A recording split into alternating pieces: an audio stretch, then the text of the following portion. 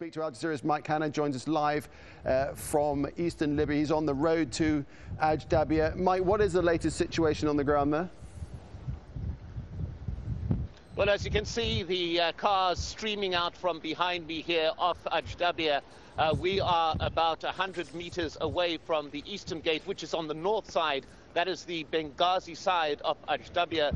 We've spoken to some of the people coming out, and they are saying that the Gaddafi forces are now in close quarters encounter with the opposition troops on the western gate of Ajdabiya. That is just on the other side of the town. There has been heavy shelling in the course of the morning. We can hear shells falling fairly close around the town. So clearly there has been a very speedy advance of the forces loyal to Muammar Gaddafi. The reason for this is the weather. As you can see, very windy, sandstorm conditions, major storm going on. This means that NATO planes cannot be up in the air. Some of the opposition fighters have told us that they have heard jets overhead, but they haven't heard any strikes happening. Clearly in these conditions, very difficult for the aircraft to operate. And as a result, the Gaddafi forces able to move forward freely and very quickly, and now back after about a week, now back right on the western gate of the town, Nick. So the tug of war, if you like, going one way and then the other, just continues, and the Gaddafi forces taking advantage of a strategic opportunity. That is exactly what happens. Once you've got weather conditions like this, it means that the Gaddafi forces are able to move on the highways, able to move very quickly. They are able to set up their artillery barrage more precisely because they are able to get spotters forward, actually aligning and getting proper direction finding on the artillery shells. This means that they are much more effective in these type of conditions because they do not have to worry about any airstrikes from above at this present time.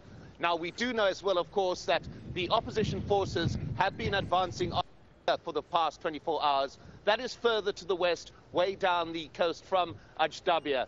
Now, what has happened clearly is that, and this has been a continual process, the Gaddafi forces have been flanking that particular theatre of operation at Brega down the coast, have come round and are now continuing their direct attack on the town of Ajdabiya, which is, of course, the absolutely critical important gateway to the east, the gateway to Benghazi, which is where the opposition leadership is residing and where the center of operations is.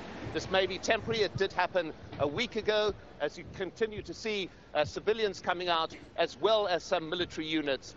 Further back down the road towards Benghazi, we came across a opposition armed unit coming out. They were saying that they were going to set up a backward base to allow people to come out past them and then hold the line at that particular point should the Gaddafi forces break through the town. All right, Mike, thanks very much. That's the position right now on the ground in Libya. On the road to Ajdabiya, Mike Hanna reporting there. Let's go to Sue Turton in Benghazi.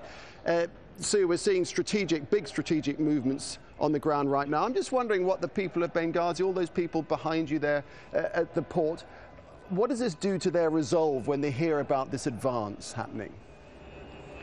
Well, it's a huge concern. As soon as anybody says that Ajdabiya looks like it may well again fall, there is obviously huge concern here because that is just the next stop before the Gaddafi troops would head on the road from Ajdabiya up to Benghazi. We've got a martyr's funeral going on down here and everybody's obviously being very stoical, but there is always going to be concern that if Ajdabiya should fall, then those troops start moving back up here again.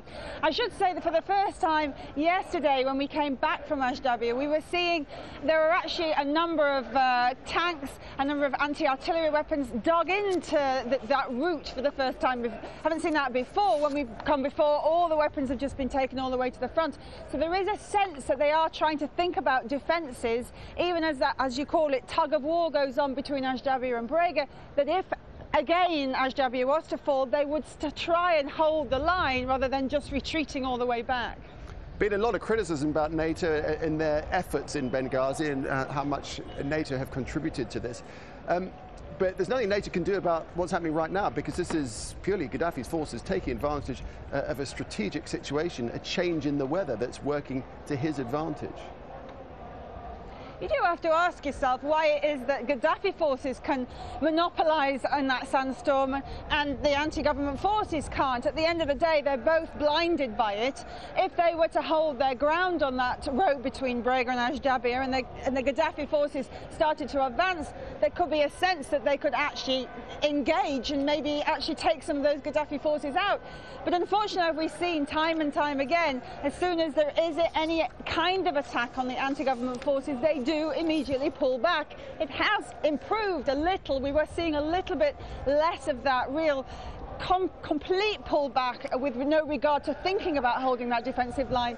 But even still, they are both blinded, so you would have thought that would affect both sides. Okay, Sue, thanks very much indeed. That's Sue Turton speaking to us from Benghazi on the latest situation in Libya.